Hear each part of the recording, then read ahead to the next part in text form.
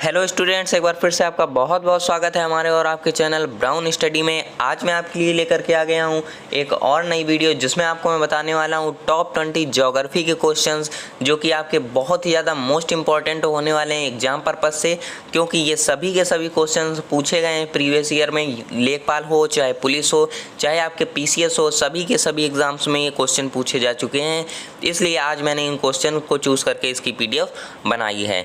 तो पूरा वीडियो जरूर देखिएगा। वीडियो अगर अच्छा लगे तो लाइक कर दीजिएगा। चलिए बढ़ते हैं अपने फर्स्ट क्वेश्चन की ओर। फर्स्ट क्वेश्चन यहाँ पर आपकी स्क्रीन पर दिया गया है। देखिए क्या बोला गया, भूगोल का जनक किसे कहा जाता है। फर्स्ट क्वेश्चन आपका क्या है, भूगोल का जनक किसे कहा जाता है। तो यहाँ पर आपको बताना है कि भूगोल का जो जनक है वो किसे कहा जाता है। तो यहाँ पर आपका राइट आंसर हो जाएगा हिकैटियस।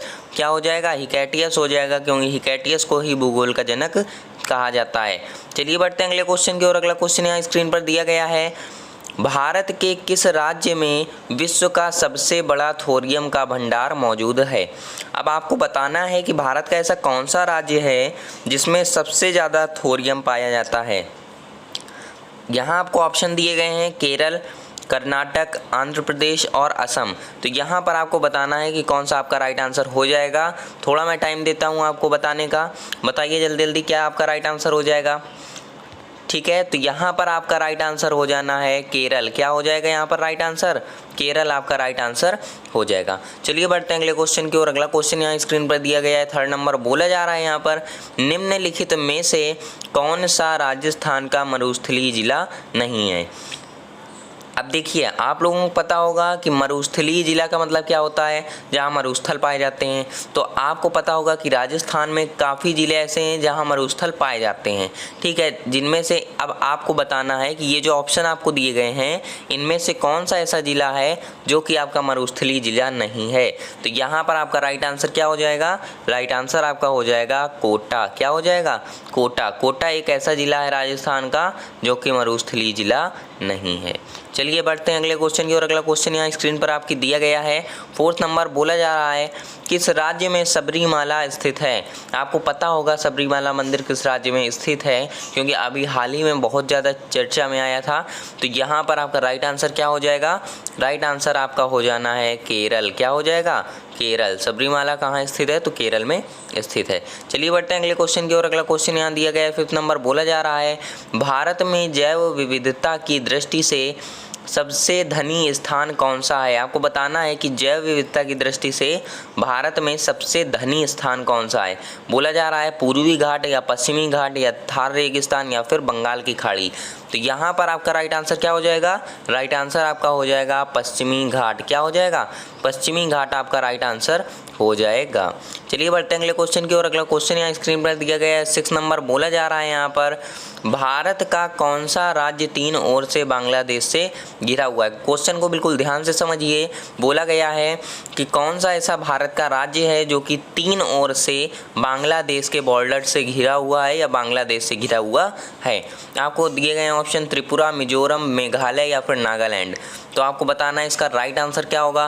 तो इसका राइट आंसर हो जाएगा त्रिपुरा। क्या हो जाएगा, त्रिपुरा इसका राइट आंसर हो जाएगा, क्योंकि त्रिपुरा एक ऐसा राज्य है जो कि बांग्लादेश से 3 ओर से घिरा हुआ है। अब आपको देखिए मैप के माध्यम से हम समझाने का प्रयास करते हैं कि कहाँ पर है त्रिपुरा और किस तरीके से ये घिरा हुआ है। अब देखिए आप यहाँ पे आपको स्क्रीन पर दिख रहा होगा अपनी कि ये देखिए यहाँ पर आपको दिख रहा है ना, ये रहा आपका त्रिपुरा ये जगह पर। और देखिए तो ये 3 ओर से यहाँ से घिरा हुआ है। देखिए एक ये हो गया स्थान, आपको देखिए हम बताते हैं कि किस ओर से घिरा है। एक हो गया ये एरिया, दूसरा हो गया ये एरिया और तीसरा हो गया ये एरिया। क्योंकि ये जो नीचे का आप देख पा रहे हैं ये एरिया ये सभी बांग्लादेश का है। ठीक है, तो ये 3 ओर से इस तरीके से घिरा हुआ है और ये जो एरिया है ये सिर्फ इंडिया के लिए आता है। ठीक है, तो यहाँ पर आपका क्लियर हो गया होगा, बिल्कुल उम्मीद करता हूँ। आप देख सकते हैं मैप की सहायता से हमने आपको पूरा का पूरा समझा दिया है किस तरीके से आपको समझना है इस क्वेश्चन को। चलिए बढ़ते हैं अगले क्वेश्चन की ओर। अगला क्वेश्चन यहाँ आपकी स्क्रीन पर दिया गया है, भारत में चंदन की लकड़ी के लिए कौन सा राज्य प्रसिद्ध है। आपको बताना है कि चंदन की लकड़ी जो होती है उसके लिए भारत का कौन सा राज्य प्रसिद्ध है। ऑप्शन आपको दिए गए हैं असम, केरल, कर्नाटक या फिर पश्चिम बंगाल। तो यहाँ पर आपको बताना है चंदन की लकड़ी के लिए कौन सा राज्य प्रसिद्ध है। तो आपका राइट आंसर हो जाएगा कर्नाटक। क्या हो जाएगा? कर्नाटक राइट आंसर हो जाएगा। चलिए बढ़ते हैं अगले क्वेश्चन की ओर। अगला क्वेश्चन यहाँ पर दिया गया है 8 नंबर, बोला जा रहा है राष्ट्रीय वन अनुसंधान संस्थान कहाँ स्थित है। आपको बताना है कि राष्ट्रीय वन अनुसंधान जो है वो कहाँ स्थित है। तो आपका राइट आंसर क्या हो जाएगा इसका? पहले ऑप्शन अच्छे से पढ़ लीजिए, फिर आपको राइट आंसर बताना है। तो यहाँ पर आपका राइट आंसर हो जाएगा देहरादून। क्या हो जाएगा? देहरादून हो आपका राइट आंसर हो जाएगा। चलिए बढ़ते हैं अगले क्वेश्चन की ओर। अगला क्वेश्चन यहाँ स्क्रीन पर आपकी दिया गया है 9 नंबर, बोला जा रहा है यहाँ पर मध्य प्रदेश का शिवपुरी राष्ट्रीय पार्क किस लिए महत्वपूर्ण है। अब आपको पता होगा कि मध्य प्रदेश का जो शिवपुरी राष्ट्रीय पार्क है वो काफ़ी ज़्यादा फेमस है, आपने नाम भी सुना होगा। तो आपसे पूछा गया किस लिए फेमस है, किस लिए प्रसिद्ध है, वहाँ क्या ज़्यादा मात्रा में है। तो यहाँ पर बोला गया है बाघ और हाथी, पक्षी, जंगली भैंसा या फिर तेंदुआ और चीतल। तो यहाँ पर आपका राइट आंसर क्या हो जाएगा? राइट आंसर आपका हो जाएगा तेंदुआ और चीतल, क्योंकि मध्य प्रदेश का जो शिवपुरी राष्ट्रीय पार्क है वहाँ पर तेंदुआ और चीतल बहुत ज़्यादा हैं। चलिए बढ़ते हैं अगले क्वेश्चन की ओर। अगला क्वेश्चन यहाँ दिया गया है 10 नंबर, बोला जा रहा है यहाँ पर कि शेर, जिराफ, बाइसन जैसे जानवर किस वन में मुख्यतः पाए जाते हैं। क्वेश्चन बोला गया है कि शेर, जिराफ, बाइसन जैसे जानवर किस वन में मुख्यतः पाए जाते हैं। तो यहाँ पर आपका राइट आंसर क्या हो जाएगा? अब देखिए शेर वगैरह जो भी होते हैं, जिराफ वगैरह जो भी होते हैं, वो बिल्कुल घने वन जो होते हैं वहाँ नहीं जाते हैं, ठीक है ना। वो कहाँ जाते हैं? जो घास के मैदान होते हैं जिसमें 1-2 पेड़ होते हैं वो स्थानों पर जाते हैं, ठीक है।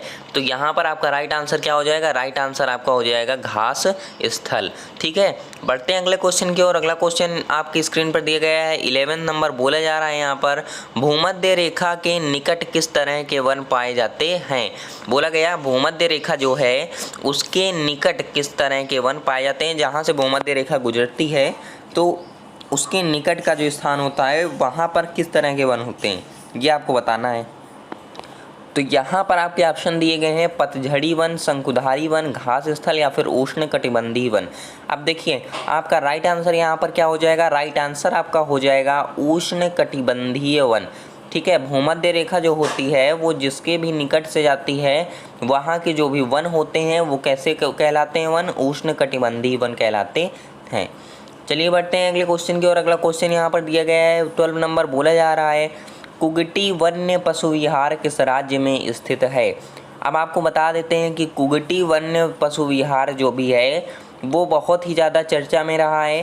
तो यहाँ पर आपको पता होना चाहिए कि कुगटी वन्य पशु विहार कहाँ पर है और किस राज्य में स्थित है।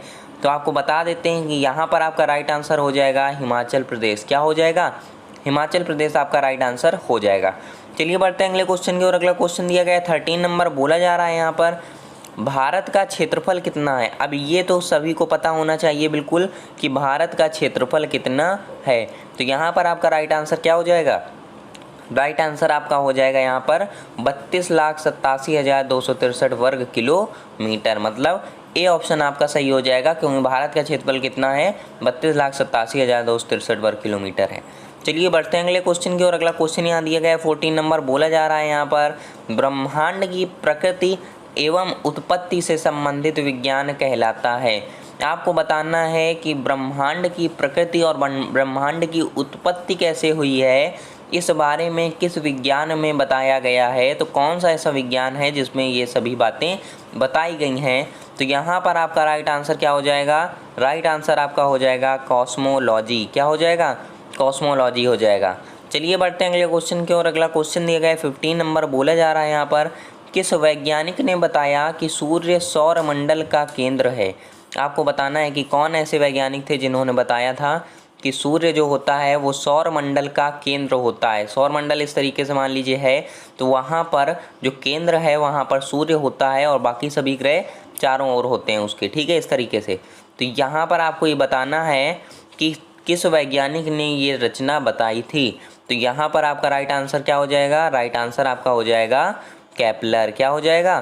केपलर आपका राइट आंसर हो जाएगा। चलिए बढ़ते हैं अगले क्वेश्चन की ओर। अगला क्वेश्चन यहाँ दिया गया है 16 नंबर, बोला जा रहा है यहाँ पर एक पारसेक में कितने प्रकाश वर्ष होते हैं। आपसे क्या बोला गया कि एक पारसेक में कितने प्रकाश वर्ष होते हैं। तो यहाँ पर आपका राइट आंसर क्या हो जाएगा? राइट आंसर आपका हो जाएगा 3.26 प्रकाश वर्ष, मतलब 3.26 प्रकाश वर्ष होते हैं। ठीक है, बढ़ते हैं अगले क्वेश्चन की ओर। अगला क्वेश्चन यहाँ दिया गया है 17 नंबर। बोला जा रहा है यहाँ पर प्रॉक्सिमा सेंचुरी की पृथ्वी से कितनी दूरी है। आपको पता होगा प्रॉक्सिमा सेंचुरी जो है एक तारा है, तो उसकी पृथ्वी से कितनी दूरी है ये आपको बताना है। तो यहाँ पर आपका राइट आंसर क्या हो जाएगा, यहाँ पर आपका राइट आंसर क्या हो जाएगा 4.3 प्रकाश वर्ष, मतलब 4.3 प्रकाश वर्ष। ठीक है, प्रॉक्सिमा सेंचुरी जो एक तारा है उसकी पृथ्वी से कितनी दूरी है, तो 4.3 है, और किस में है, तो प्रकाश वर्ष में है, तो 4.3 प्रकाश वर्ष है। चलिए बढ़ते हैं अगले क्वेश्चन की ओर। अगला क्वेश्चन यहाँ दिया गया है 18 नंबर। बोला जा रहा है यहाँ पर सूर्य धब्बों का तापमान कितना होता है। आपको बताना है कि सूर्य धब्बे जो होते हैं उनका तापमान कितना होता है।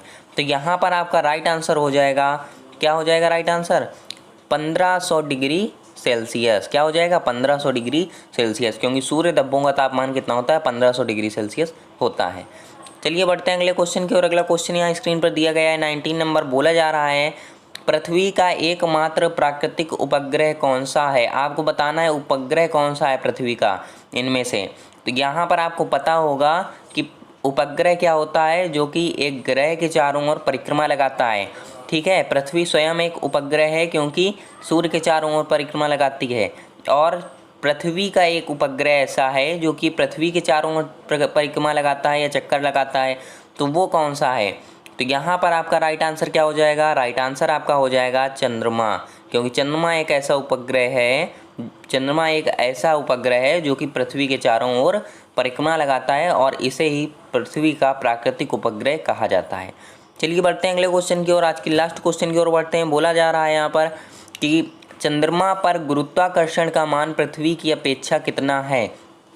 देखिए, मोस्ट इम्पॉर्टेंट क्वेश्चन की कैटेगरी में इसको रखा गया है, क्योंकि ये काफ़ी बार पूछा गया है कि चंद्रमा पर गुरुत्वाकर्षण का मान पृथ्वी की अपेक्षा कितना होता है। मतलब क्या है कि मान लीजिए यहाँ पर किसी व्यक्ति का 60 किलो वजन है या 60 किलो वेट है, तो चंद्रमा पर जाने के बाद उसका कितना हो जाएगा, इस तरीके से कभी कभी पूछ लेता है, सवाल भी आपको दे देता है कभी कभी।